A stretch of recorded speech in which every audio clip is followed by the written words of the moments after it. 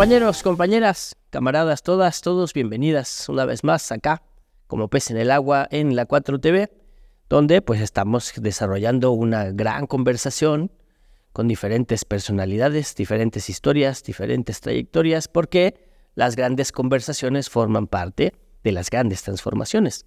Hoy nos acompaña un hombre de letras, pero también es un hombre de trabajo, también es un hombre de crítica, un hombre de militancia.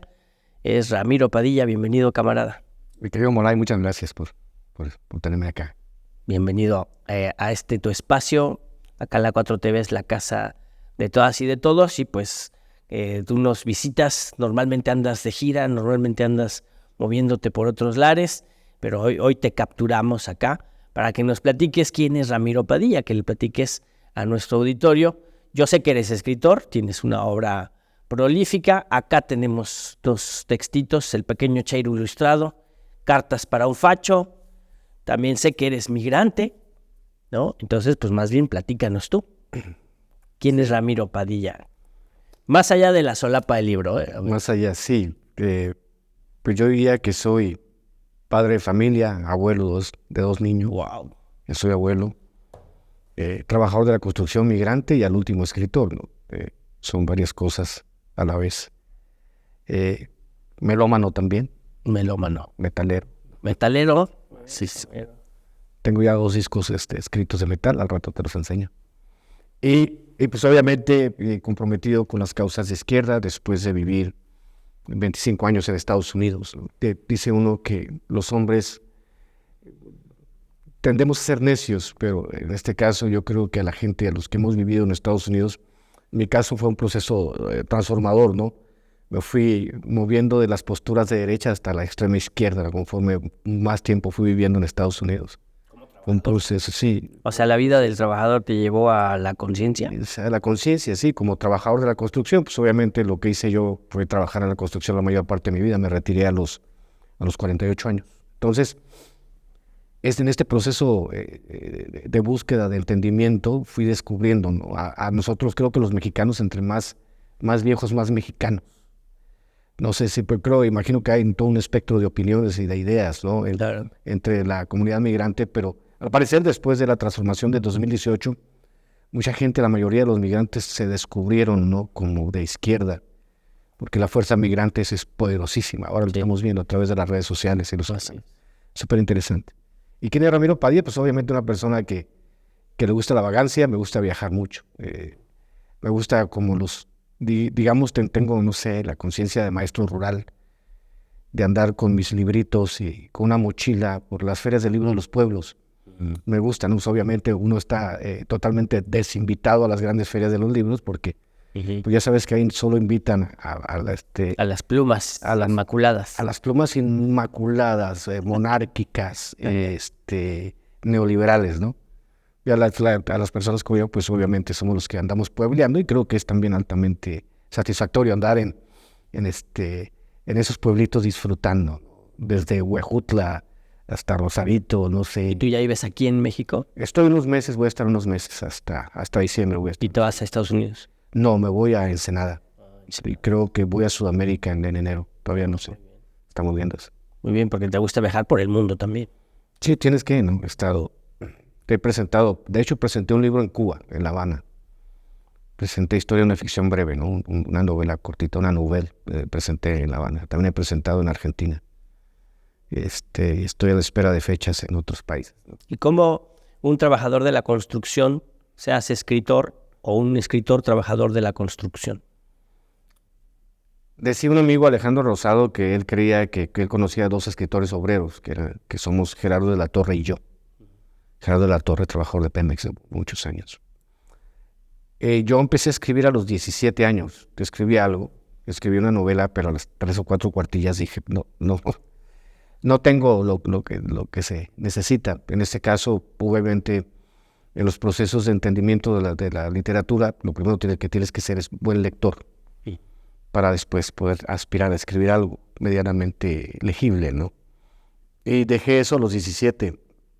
A los 30 años, un vecino, un ilustrador, que se dedica, Sergio, a hacer retratos al carbón, nos salíamos en las tardes, yo trabajaba en un internado en aquellos entonces. Y me dijo, ¿sabes qué? Tú eres escritor, nomás que no lo has descubierto. A mí en ese entonces me parecía que ser escritor era una... ¿Y él cómo supo que eras escritor? Porque decía que mi conversación era altamente literaria, que siempre estaba yo refiriéndome a libros, ¿no? Y siempre fui buen lector desde los 8 años. Y me estuvo presionando él. Él es el causante de que ande de gira, básicamente, ¿no? Que me presionó por años. Me dijo, oye, debería dedicarte a escribir. Y yo, no. Y me presionó yo creo unos 6 meses. Salíamos platicados, me decía, deberías de escribir. Y escribí una novela en 3 meses, se llama Vientos de San Juan, que nunca publiqué. Vientos de San Juan. Por ahí anda una copia engargolada en mi casa. Obviamente una novela malísima, no tiene elementos, pero sencillo, que ya podía completar un trabajo.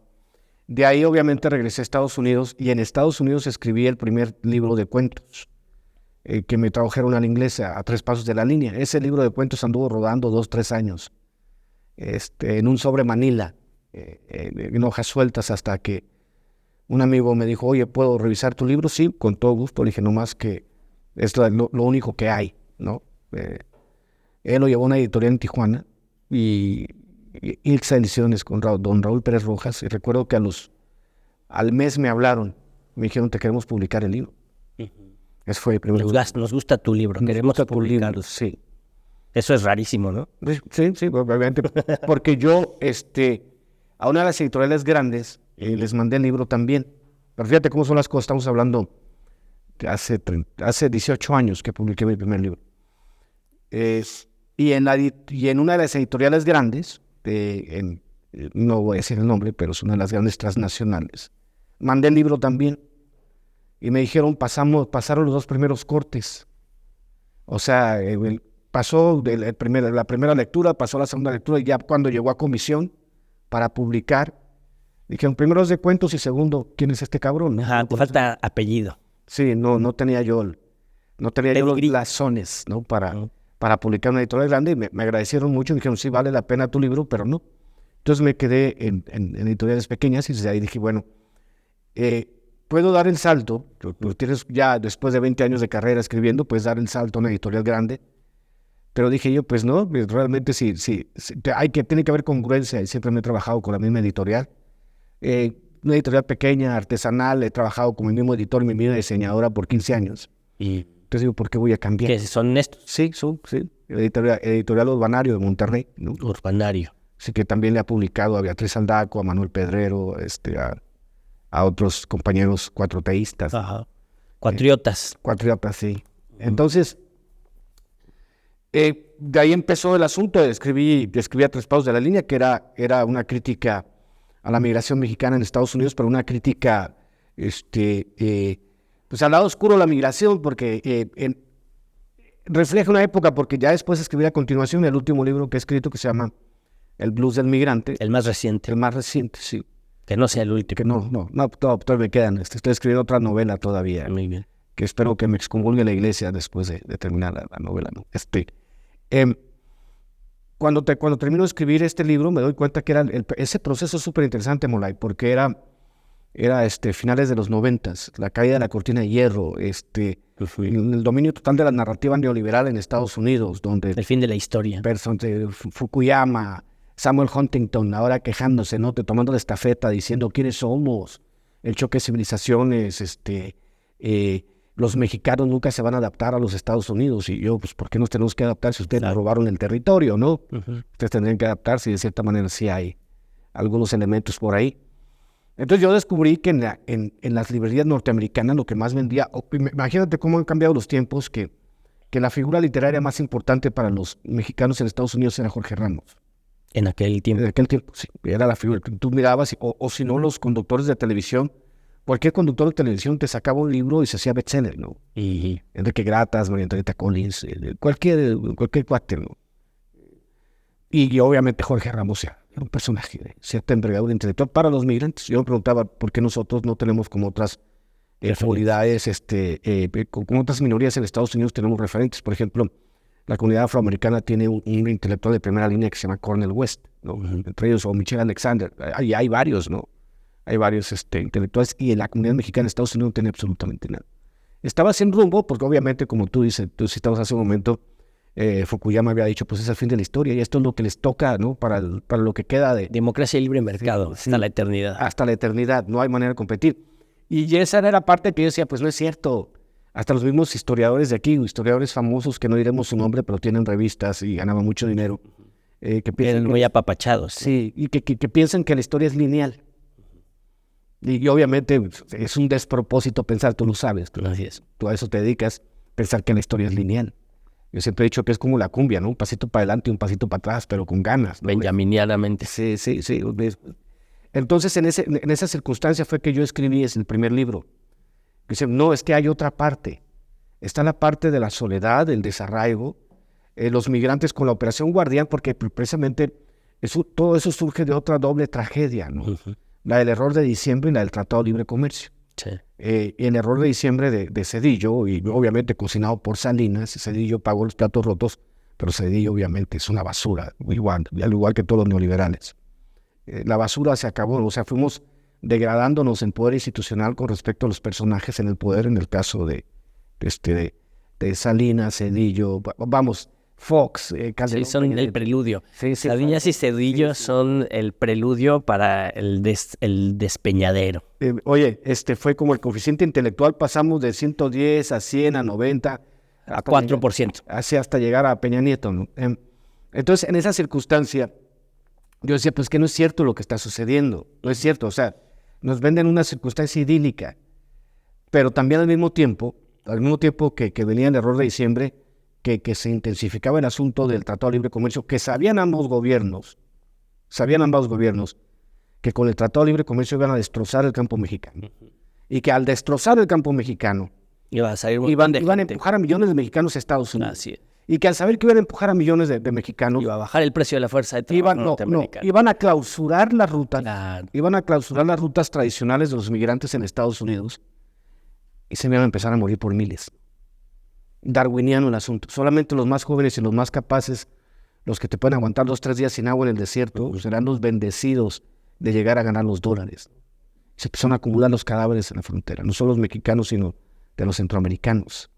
Que esa fue la total tragedia del Tratado de Libre Comercio, lo que no cuentan. La historia no contada. La historia no del libre contada. mercado. Pero obviamente allá en la gusanera de Miami, todo el mundo aplaudiendo a esta nueva realidad.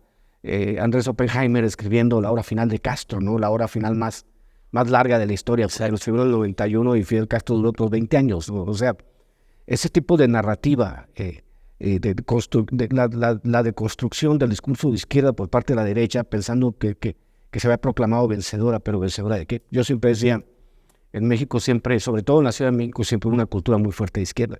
Tú y yo lo hemos discutido cuando hemos estado juntos en los programas, ¿no? Siempre hubo, o sea, nunca se abandonó la cultura de izquierda en la Ciudad de México. Y ahora, obviamente, esa lucha interminable de décadas y décadas, pues está dando los frutos ahora, ¿no? Ahora, cuando la gente ya tiene una nueva manera de ver la vida. Pero para mí como migrante, y obviamente con toda la información filtrada, allá porque pues lo único, no había no había redes sociales. Lo único que te llegaba era lo que te decían Telemundo y Univisión, ¿no? De hecho, a los directivos de Telemundo les preguntaban, ¿no? Les preguntaban, ¿por qué hay maratones de la India María y Cantinflas? Entonces decía el directivo de Telemundo, porque a los cerdos hay que darles comida de cerdo. Esa es la manera que veían en Es una paráfrasis del señor Azcárraga, ¿no? Igual. Televisión de jodidos. Televisión de jodidos. No, el Tigre Azcárraga decía eso. Hay que hacer televisión para jodidos. Y salía el Chavo del Ocho y todos estos contenidos, ¿no? Y tú lo sabes perfectamente desde el discurso hegemónico y la construcción del sentido común de los Estados Unidos, ¿no? Enrique Dussel lo decía, ¿no? Filosofía de la liberación. 80% del contenido que nosotros consumimos tiene que ver con Estados Unidos. Es extremadamente difícil. Bueno, entonces tú te llevas esa capacidad crítica, tú ya la tienes, esa capacidad narrativa, ya la tienes cuando te vas y allá la desarrollas. Sí, allá escribí más de 10 libros. Lo que pasa es que yo tenía 2 opciones en Estados Unidos. La primera opción era integrarme acríticamente a la sociedad norteamericana, como lo hacen una inmensa mayoría de mexicanos, ¿no? Que intentan encajar en un sistema que los rechaza, ¿no? Yo siempre me sentí rechazado. El norteamericano te dice, bienvenido, ocupo tu fuerza de trabajo, ocupo tu juventud, pero no me pidas derechos. Tú trabaja y va a llegar el momento en que vas a llegar a los 50 años sin papeles y te vamos a encontrar manera de sacarte a patadas del país, ¿no? Hay cierta vida útil del migrante mexicano. Obviamente los pocos que logran arreglar su situación migratoria, pues son súper felices. Hasta yo los describo, ¿no? En el último libro, hasta caminan diferente los cuates que tienen papeles, ¿no? Hasta actúan de otra manera y adoptan ciertas conductas norteamericanas. En mi caso no, porque conforme más leía, conforme más entendía, me di a la tarea de aprender inglés en el primer año y empecé a leer en inglés. Pero empecé a descubrir las voces disidentes, ¿no? De repente cuando descubres a Chomsky de joven y dices, bueno, él tiene algo que decir. Y dices, ¿por qué Chomsky no es mainstream, no? ¿Por qué a Chomsky no le dan? No, porque pues a Chomsky lo tienes que meter en un cuarto contra 30 intelectuales de derecha para ver si hay. Y no hay manera de que puedas ganarle a uno de los intelectuales más brillantes del siglo XX, ¿no? Entonces empecé a descubrir esa parte en Estados Unidos, esta circunstancia donde como migrante dices, hay cosas que no encajan. Porque la vida es una carrera a la jubilación. Y yo le decía a mis compañeros de trabajo, porque yo siempre se hablaba, decía, creo que fue Octavio Paz o Juan Rulfo, Octavio Paz parafraseando a Rulfo o viceversa. O viceversa. Decía que los mexicanos morimos saciados de vivir. Eso es muy rulfiano, me gusta. Morimos saciados de vivir. Y el norteamericano le tiene mucho temor a la muerte por la misma cultura protestante. Entonces un norteamericano siempre te va a estar haciendo planes aunque tenga 95 años, ¿no? Siempre tiene que tener un plan. Y eso es... Plan de negocios. Sí. Obviamente, de Estados Unidos no fuese Estados Unidos sin esta construcción ideológica de Oliver Cromwell, lo que vendió Oliver Cromwell, ¿no? El protestantismo, ¿no? Donde tú tienes que enriquecerte porque es bueno a los ojos de Dios, lo que decían los protestantes, ¿no? Y los mexicanos, pues no, o sea, yo siempre me sentí rechazado porque no, la vida no se va a tratar de yo trabajar hasta los 65, 67 años y después esperar ya con tu cuerpo totalmente destrozado, porque obviamente cuando regresé a Estados Unidos, pues este dedo me lo volvieron a pegar, el manguito rotador ya no me sirve, principio de hernia, o sea, 25 años en la construcción, claro. Tu cuerpo ya no responde, ¿no? Sí.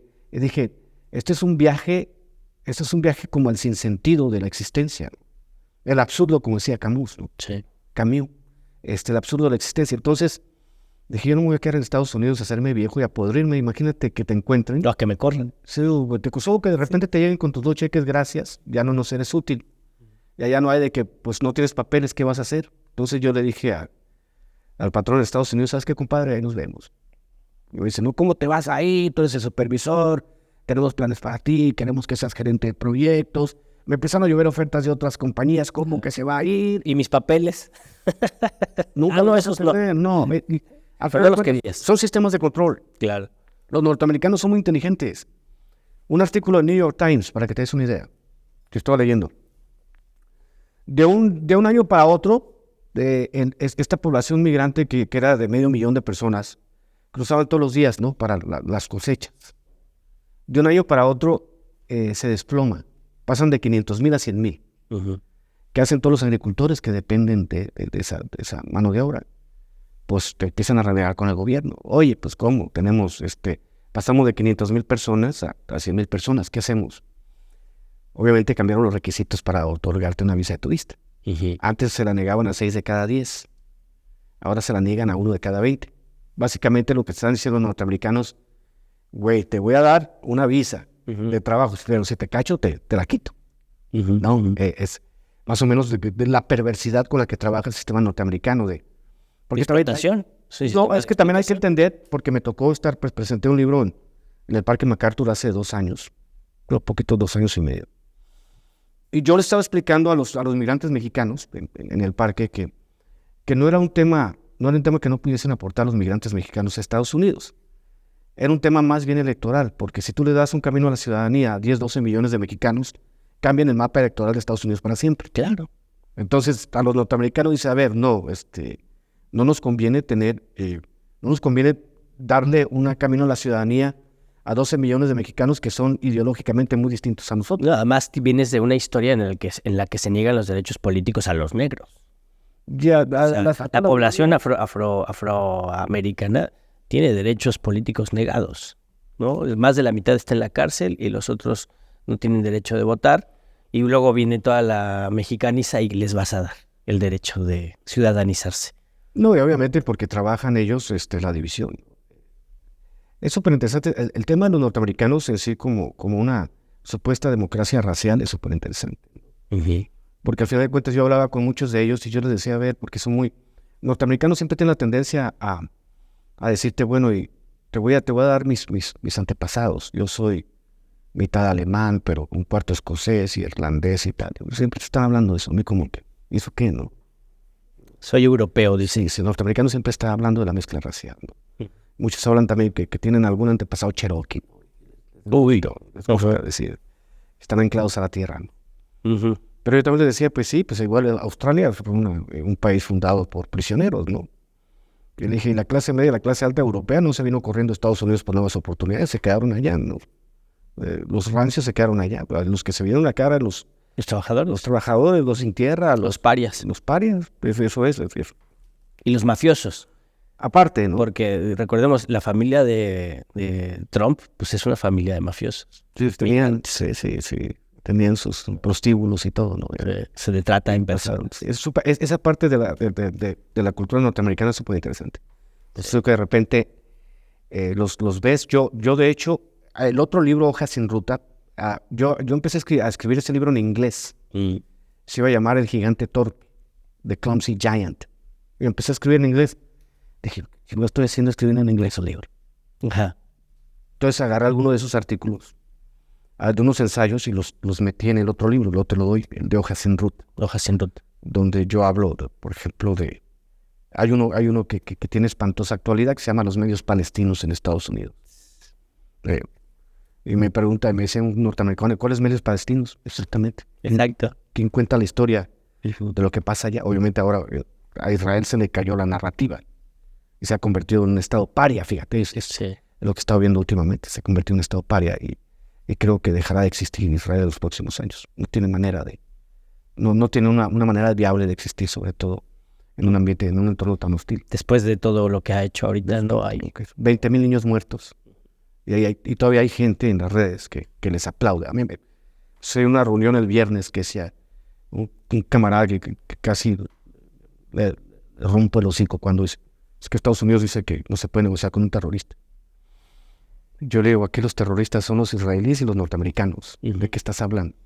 ¿Cómo te enfrentas? Te puede decir los narcos. Ahora que los panistas quieren que los narcos sean catalogados como terroristas para poder ser invadidos por Estados Unidos. ¿Y quién estuvo negociando 3 años con los chapitos? ¿Quién? Ellos. No se puede negociar, pero ellos sí. Sí, no, es que, bueno, la gran hipocresía del imperio norteamericano es esa. Vender la idea de que somos los buenos del mundo y lo hacemos porque hay justicia. Nosotros tenemos que llevar la democracia a otros lugares. Entonces, dices, ¿cuál democracia? ¿Cuál democracia? Muchas de la construcción de la nación norteamericana siempre está basada primero en el despojo de las tierras de los nativos, segundo en la esclavitud. Tienes esclavos por tres siglos, el valor agregado de la esclavitud pues te permite fundar una nación muy próspera, ¿no? Y luego pues con el trabajo de los migrantes, pero les niegan los derechos. Es un asunto muy raro, es muy raro por la manera en que ellos se autoperciben, ¿no? Yo pues obviamente después de 25 años trabajando en Estados Unidos hablas con tus compañeros norteamericanos y por ejemplo les explicas partes de la historia que ellos no entenderían jamás, como nosotros ganamos la Segunda Guerra Mundial y los rusos llegaron a ayudar. Y tú así, ¿a poco? Pero ahí te das cuenta que hay una construcción ideológica que viene desde que tienen biberón los niños norteamericanos para enseñarles la historia torcida, ¿no? Pues es Hollywood. Entonces, al final de cuentas. Es Hollywood. Y yo le decía a mi compañero, ven, dije, hasta lo abracé con ternura, le dije, los rusos fueron los que ganaron la guerra, papi. Soviéticos. Los soviéticos en ese entonces. Le digo, le partieron su madre a Napoleón, le partieron su madre a Hitler y ahorita le están partiendo su madre al fascismo mundial, ¿no? ¿Qué es lo que están haciendo en Ucrania? Obviamente me sucedió en una discusión, un tipo me gritaba, mira lo que está haciendo Putin, y yo,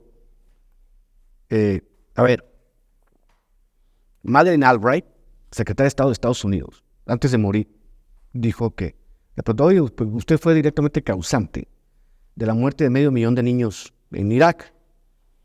Y Madeleine Albright, con toda la cara dura del mundo, dice, fue una medida necesaria, dura pero necesaria.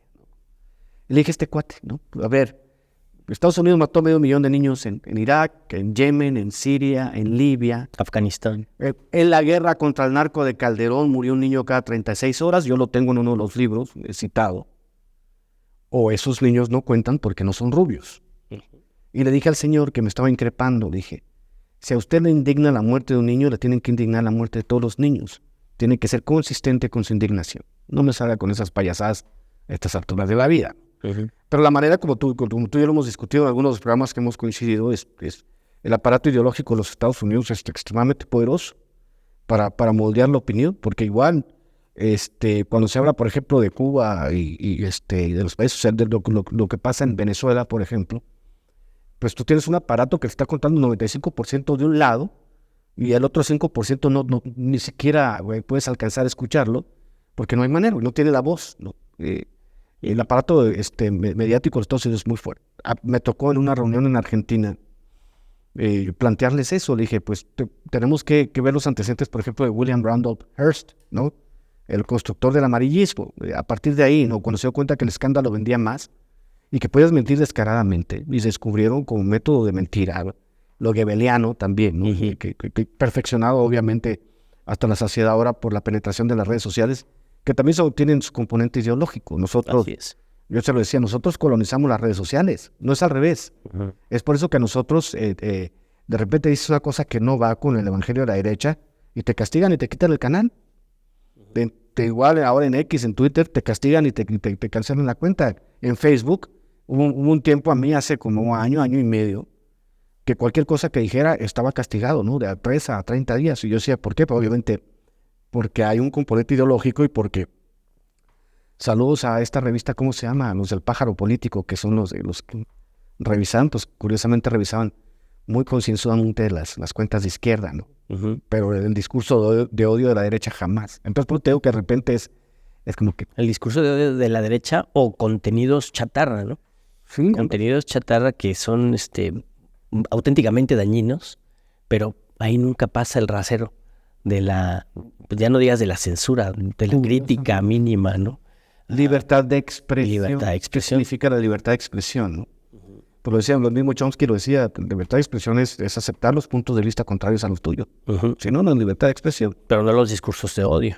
Sí, totalmente, ¿no? Ahí tiene que haber ciertos límites. Ciertos límites. Entonces, se ha articulado un mundo de la opinión donde es al revés, ¿no? Los puntos de vista disidentes a la visión hegemónica se callan y los discursos de odio se estimulan. Bendito Gramsci, que nos enseñó el camino, ¿no? Y eso en nombre de la libertad de expresión. Porque luego tienes el otro fenómeno que es muy interesante. Tú como literato sabes el daño que causa la autocensura, ¿no? O sea, no te cierran el canal, pero tú no dices cosas que sabes que no tienes que decir para que no te lo cierren. Entonces no dices palabras, no dices nombres, no dices... Al final acabas con un discurso todo descafeinado para que no te cierren el canal, ¿no? A los que viven de eso, sobre todo. Bueno, claro. Porque a mí me desmonetizaron. Luego escribes una novela así. A mí me desmonetizaron el canal hace como 2-3 años, pero yo no vivo de eso. Entonces le digo, pues yo voy a explorar los límites de lo que puedo decir hasta que me cierren el canal. No tengo problema con eso. Porque obviamente sí hay mucha gente que ha hecho del YouTube su oficio, su modo de vida. Pero digo, yo no puedo estar en un canal de YouTube tratando de quedar bien con las plataformas de derecha. Pues, es lo contrario. No hay problema, me desmonetizaron el canal, yo no tengo ningún problema. Porque de eso no vivo, ¿no? Pero sí tienes que tener hablé con un amigo ruso, por ejemplo, el Sergi, estamos hablando de la situación en Rusia. Él vivió en Australia 15 años. Entonces, para mí es como una ventana, porque obviamente no es lo mismo, por ejemplo, irte a caminar por las calles de La Habana y hablar con la gente a leer una columna del Miami Herald, por ejemplo, ¿no? Que obviamente está ideológicamente cargada totalmente a la derecha. Con mi amigo Sergi, pues hablamos de esos temas y él le explica, pues, de pronto cómo está el asunto en Rusia, que nos comunicamos en inglés y él me dice, no, pues el asunto está así, está así, está así. Me dice, pero nosotros ahorita ya, obviamente por la censura, estamos migrando al BK, que es como el Facebook ruso, y al RuTube, ¿no? Que es como el YouTube pero ruso. Órale. Y al final de cuentas, de la independencia que yo lo he planteado acá para nuestra presidenta Claudia, que es hora de que tengamos nuestras propias redes sociales. Porque no hay independencia sin redes sociales autónomas. Siempre habrá este control. Creo, ¿cómo se llamaba? Cambridge Analytics, ¿no? Lo que hizo Mark Zuckerberg con Facebook y la manera en que estuvieron influyendo en las elecciones, ¿no? Por medio de las redes sociales. En el Brexit influyeron mucho. También. Sí, aquí lo intentaron en el 18, no les funcionó. Es que hay cosas que nunca le van a funcionar en México porque obviamente la manera en que los norteamericanos construyen su pensamiento tiene mucho que ver con la construcción del entorno mediático que han desarrollado los norteamericanos, que es muy útil para ellos. Es por eso que cuando hablas con un tipo es como hablar con un tuerto, ¿no? O sea, con un tuerto y que tiene una visera. O sea, su campo de visión es muy angosto, muy estrecho. Me tocó alguna vez hablar con un par de sociólogos de UCLA. Yo les expliqué el tema de las universidades como grandes consorcios. Que vas a una universidad norteamericana y ellos te van a cobrar $200,000-$300,000 por contarte la mitad de la historia. No te van a contar la historia completa. Porque al final de cuentas, si te das cuenta de la filosofía, es muy doloroso pensar. Imagínate que todas tus convicciones de toda tu vida las revises y te des cuenta que has estado pensando de la manera errónea durante 30, 40 años. Así es. Ha de ser terrible. Yo digo, los mexicanos somos más gregarios, somos más tendientes a lo familiar. A ustedes se les enseñó que a los 18 años tienen que agarrar camino y buscarse la vida, ¿no? Lo decía Octavio Paz en El laberinto de la soledad. Dice, cuando yo estaba en Estados Unidos, iba al estadio de béisbol, por ejemplo, y miraba grandes multitudes solitarios. Nosotros no somos así. Nosotros necesitamos la familia, comunidad. Y bajo esa perspectiva, pues obviamente a los norteamericanos no les es útil. La venta del individualismo, que lo hemos hablado, tiene que ver con este proyecto de la construcción del yo solo, del yo disociado de mi comunidad, que era lo que pretendía hacer el sistema neoliberal en México, pero pues nunca les funcionó. Y ahora mismo nunca cuajó porque no es un traje a tu medida, no te queda. Bueno, es a la medida de la oligarquía. Digamos que entre el 5 y 10% de los mexicanos y 60-70% de los norteamericanos, ¿no? Porque si el neoliberalismo está fracasando en Estados Unidos, ¿qué esperas en México, no? La desigualdad se disparó. Fíjate, Ronald Reagan modificó una ley secundaria, modificó las contribuciones de campaña. Y le llamamos el efecto mariposa.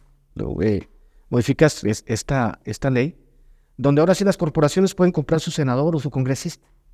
Las grandes corporaciones dicen, ¿cuánto me cuesta un congresista? Cuesta $10 millones. Deme 20 y sin aguacate, con aguacate, ¿no? Sí. Y empiezan a...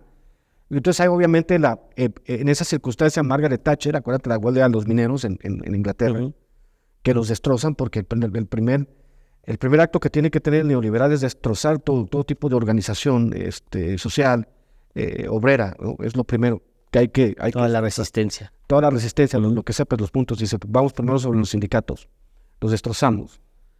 Y después pues entra el reino de las grandes corporaciones, ¿no? En Estados Unidos. Y eso es lo que tiene el mundo como lo tiene ahora, ¿no? Así es. Los pequeños accionistas que necesitan Raytheon, General Electric, todos ellos que necesitan hipótesis de guerra. Precisamente Samuel Huntington fue el que les vendió el choque de la civilización. Las hipótesis de guerra, diciendo, en el futuro las guerras van a ser por religión, cristianos contra musulmanes.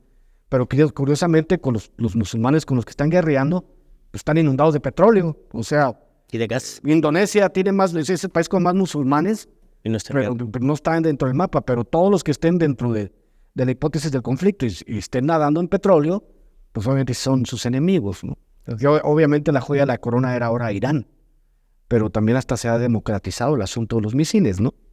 Y Israel ha visto que ya un misil hipersónico, el domo de hierro, ¿no? Como le pusieron la coladera de hierro, ya no es, o sea, se democratizó el acceso a la tecnología y este mundo ya es muy diferente. Ya no es de que te amenazo con la bomba nuclear, ya no necesitas bomba nuclear. Los rusos tienen unos misiles que los avientas a la atmósfera y pueden ir circulando 20 años ahí, ¿no?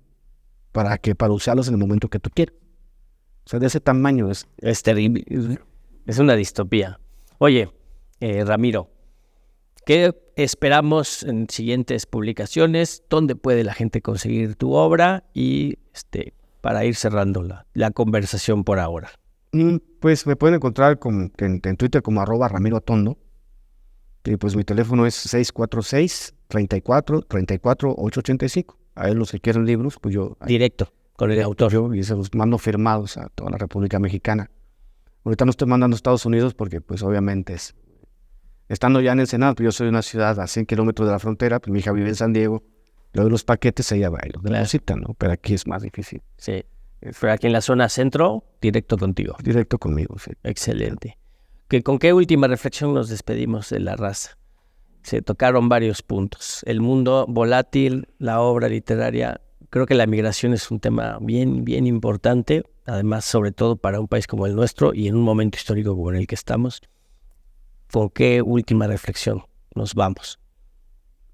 Por primera vez en la historia, los mexicanos nos sentimos contentos de estar en nuestra propia piel.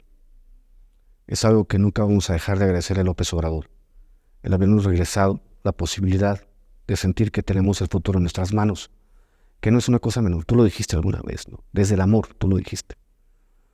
Y pasamos de un periodo de transición a uno de consolidación. Obviamente ahora lo ves, el odio, los últimos focos de resistencia, facha, en las redes sociales, pues están aventándose al resto. Les digo, no se puede construir nada desde el odio. Se tiene que construir como tú lo dijiste, ¿ves? Todo se construye desde el amor a tus semejantes. Eso es, al final de cuentas, la izquierda. Cuando me preguntó un taxista, ¿qué es la izquierda, qué es la derecha? Pues yo le dije, te doy la definición más corta. Izquierda, comunidad, amor por tus semejantes. Derecha, individualismo, preocuparte por ti mismo. Es lo más cercano que te puedo dar definición. Puede haber definiciones mucho más complejas, pero al final de cuentas yo me quiero quedar con eso. Y decirles a todos que por primera vez en la historia sentir que tenemos el control de nuestro país, que tenemos el destino en nuestras manos es maravilloso. Y yo de verdad es una sensación, no sé si lo sientas tú, Mulay, pero es una sensación medio embriagadora, de orgullo contenido, de que vas a otros lugares y te preguntan por esa revolución pacífica que tenemos los mexicanos, ¿no?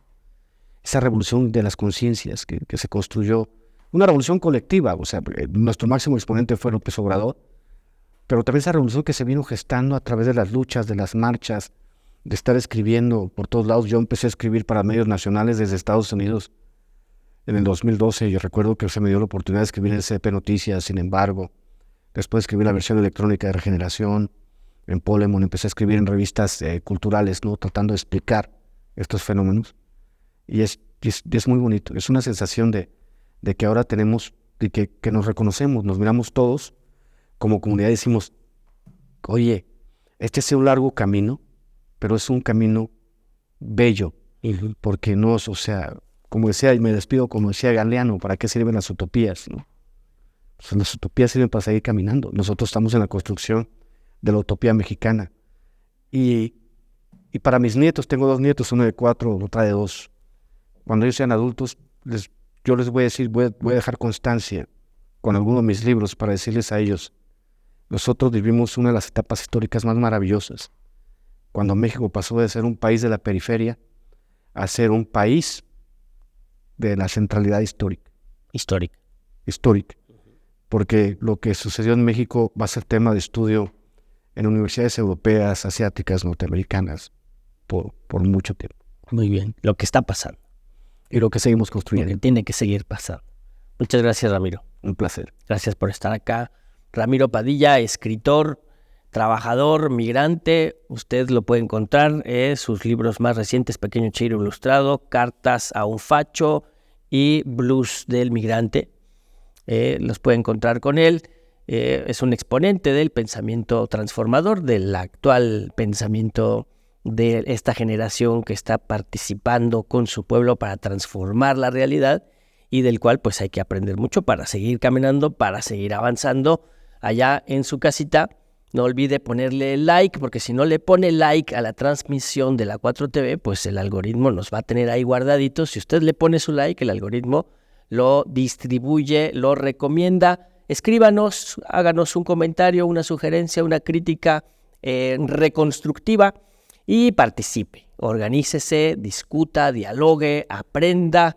Hay que aprender a escuchar, hay que aprender a pensar y hay que aprender también a desarrollar el pensamiento crítico para ver el mundo, indignarnos de la injusticia que se comete en contra de cualquier sujeto, en contra de cualquier persona, en cualquier parte del mundo. Y cuando sentimos esa indignación, nos damos cuenta que somos seres humanos. Hasta luego.